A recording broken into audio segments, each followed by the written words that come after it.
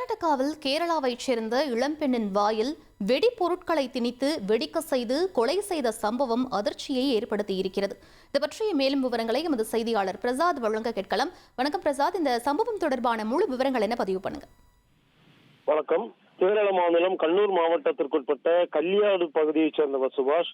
இவர் குடும்பத்தோடு வெளியே சென்றிருந்த நிலையில் அவரது வீட்டில் இருந்த 30 சவரன் தங்க நகைகள், அதே போன்று 4 லட்சம் ரூபாய் ரொக்கப்பணம் ஆகியவை கொள்ளையடிக்கப்பட்டிருந்தது. இது குறித்து இருட்டி போலீசுக்கு சுபாஷ் அளித்த புகாரின் பேரில் போலீசார் விசாரணை மேற்கொண்டார்கள். சுபாஷனுடைய வீட்டினுடைய கதவு பூட்டு உடைக்கப்படாமலேயே இந்த நகை மற்றும் பணம் கொள்ளையடிக்கப்பட்ட சம்பவம் அவங்களுக்கு அதிர்ச்சியை ஏற்படுத்தியதோடு போலீசார் தீவிர விசாரணை மேற்கொண்டார்கள். இதுல சுபாஷனுடைய குடும்பத்தார் மீது போலீசாருக்கு சந்தேகம் இருந்தது. அதன் அடிப்படையில் குடும்ப உறுப்பினர்கள் ஒவ்வொருவரையும் தனித்தனியாக அழைத்து விசாரித்தார்கள். இதற்கிடையே சுபாஷனுடைய மனைவி தர்ஷிதா கர்நாடகாவில் உள்ள தாயார் வீட்டுக்கு சென்றிருந்தார். அவரையும் வரவழைத்து விசாரிப்பதற்காக போலீசார் நடவடிக்கை மேற்கொண்டார்கள். ஆனால் தர்ஷிதாவை தொடர்பு கொள்ள முடியவில்லை. தொடர்ந்து அவருடைய செல்போனில் தொடர்பு கொள்ள முயற்சித்தும் அது நடைபெறவில்லை. தொடர்ந்து கர்நாடக போலீசாருக்கு தகவல் அளிக்கப்பட்டு கர்நாடகாவில் தர்ஷிதா தொடர்பான தகவல்கள் சேகரிக்கப்பட்டது. அப்போதுதான் கர்நாடக மாநிலம் சாலிகிராமம் பகுதியில் உள்ள தனியார் விடுதியில் தர்ஷிதா கொலை செய்யப்பட்டிருப்பது தெரிய வந்தது.